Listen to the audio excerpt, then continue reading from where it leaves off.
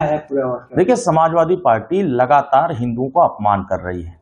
अब कह रही है कि ब्राह्मणवाद की जड़ें बहुत गहरी है। इसका मतलब ये श्री अखिलेश यादव जी को नहीं बताया था। जब ये बहुजन समाज पार्टी में थे, 4 बार मंत्री थे, तब इसके बारे में याद नहीं आया। भारतीय जनता पार्टी में गए, सत्ता की मलाई खाए, तब याद नहीं आया।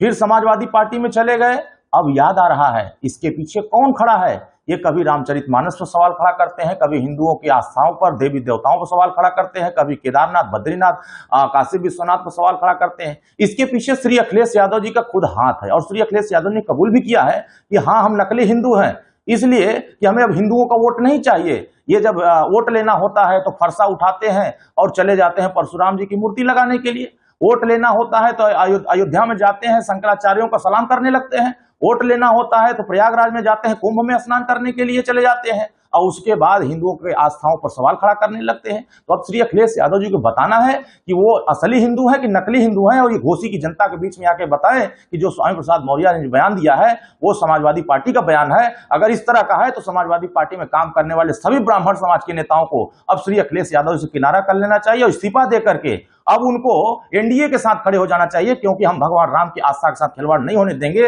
हम भगवान कृष्ण के साथ आस्था के साथ खिलवाड़ नहीं होने देंगे। ये समाजवादी पार्टी हमारे हिंदुओं के आस्थाओं पर खिलवाड़ कर रही है, उनसे नफरत कर रही है। इसका जवाब अब घोसी की जनता है और पूरे देश की जनता आने वाले समयों में देने का काम करेगी।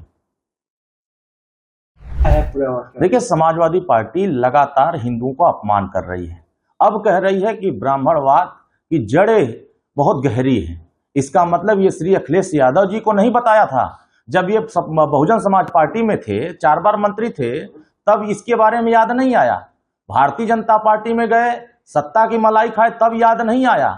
फिर समाजवादी पार्टी में चले गए, अब याद आ रहा है। इसके पीछे कौन खड़ा है? ये कभी रामचरितमानस पर सवाल खड़ा करते हैं, कभी हिंदुओं की आस्थाओं पर, देवी देवताओं पर सवाल खड़ा करते हैं, कभी केदारनाथ, बद्रीनाथ, काशी विश्वनाथ पर सवाल खड़ा करते हैं। इसके पीछे श्री अखिलेश यादव जी का खुद हाथ है और श्री अखिलेश यादव ने कबूल भी किया है कि हाँ, हम नकली हिंदू हैं, इसलिए कि हमें अब हिंदुओं का वोट नहीं चाहिए। ये जब वोट लेना होता है तो फरसा उठाते हैं और चले जाते हैं परशुराम जी की मूर्ति लगाने के लिए। वोट लेना होता है तो अयोध्या में जाते हैं, शंकराचार्यों का सलाम करने लगते हैं। वोट लेना होता है तो प्रयागराज में जाते हैं, कुंभ में स्नान करने के लिए चले जाते हैं और उसके बाद हिंदुओं के आस्थाओं पर सवाल खड़ा करने लगते हैं। तो अब श्री अखिलेश यादव जी को बताना है कि वो असली हिंदू है कि नकली हिंदू है, और ये घोसी की जनता के बीच में आके बताएं कि जो स्वामी प्रसाद मौर्य ने बयान दिया है वो समाजवादी पार्टी का बयान है। अगर इस तरह का है तो समाजवादी पार्टी में काम करने वाले सभी ब्राह्मण समाज के नेताओं को अब श्री अखिलेश यादव से किनारा कर लेना चाहिए और इस्तीफा दे करके अब उनको एनडीए के साथ खड़े हो जाना चाहिए, क्योंकि हम भगवान राम की आस्था के साथ खिलवाड़ नहीं होने देंगे,